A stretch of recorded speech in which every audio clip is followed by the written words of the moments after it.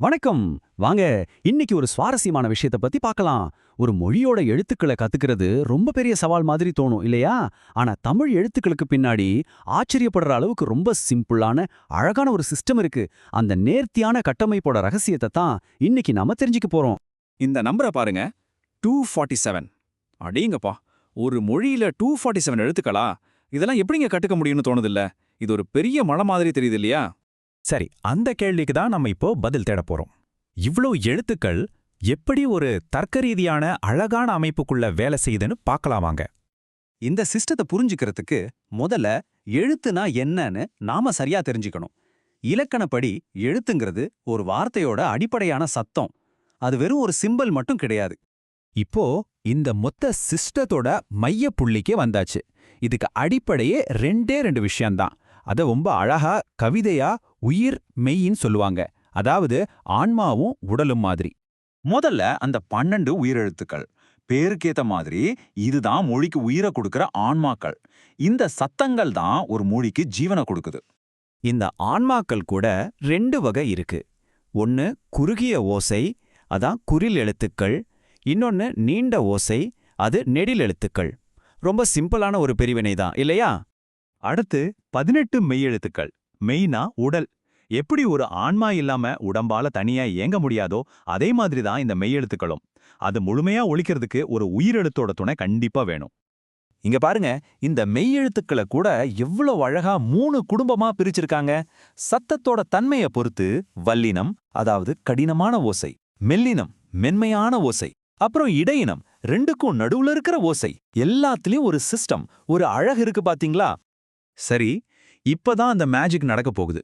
நாம முதல்ல பார்த்த அந்த 247ங்கிற பெரிய நம்பர் இப்போ ஒரு சின்ன பெருக்கல் கணக்கா மாறப்போறத பாருங்க. அந்த மேஜிக் இதுதான். ஸ்டெப் 1, கா மாதிரி ஒரு உடலை, அதாவது மெய்யெழுத்தை எடுத்துக்கோங்க. ஸ்டெப் 2, அதோட ஆ மாதிரி ஒரு ஆன்மாவை, அதாவது உயிரெழுத்தை சேருங்க. ஸ்டெப் 3, என்னாச்சு? கான்னு ஒரு புது உயிருள்ள எழுத்து பொறந்துடுச்சு. சிம்பிள். இதுதான் அந்த ஃபார்முலா. தமிழ் எழுத்துக்களோட மொத்த சிஸ்டத்தையும் திறந்து காட்டுற சாவி இதுதான். 12 18ஆல பெருக்குனா என்ன வரும்? 216. இதுதான் அந்த உயிர்மெய் எழுத்துக்கள். இந்த புது எழுத்துக்களுக்கு பேரு தான் உயிர்மெய்.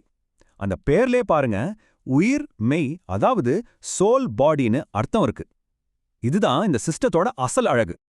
ஆனா கதை இதோட முடியல.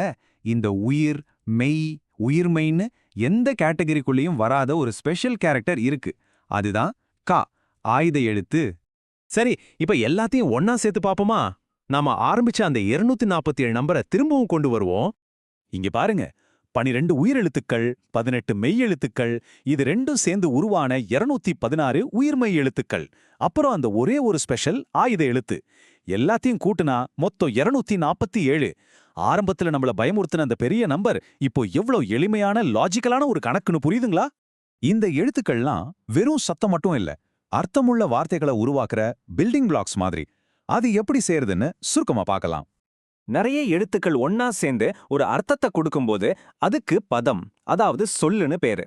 இது மொழி கட்டமைப்போட அடுத்த லெவல். சுவாரஸ்யமான விஷயம் என்னன்னா, இந்த வார்த்தைகள்லயும் ஒரு சிஸ்டம் இருக்கு. நிலம் மாதிரியான சில வார்த்தைகளை உடைக்க முடியாது. ஆனா பொன்னன் மாதிரியான சில வார்த்தைகளை அதோட மூலக்கூறுகளை பிரிக்க முடியும்.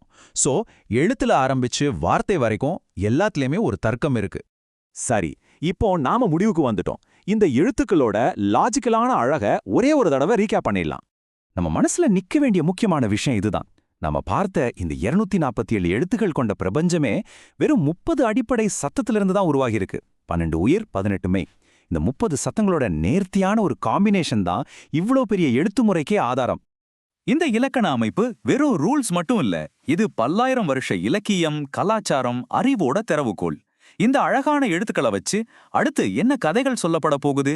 இது நம்ம யோசிக்க வேண்டிய ஒரு கேள்வி இல்லையா?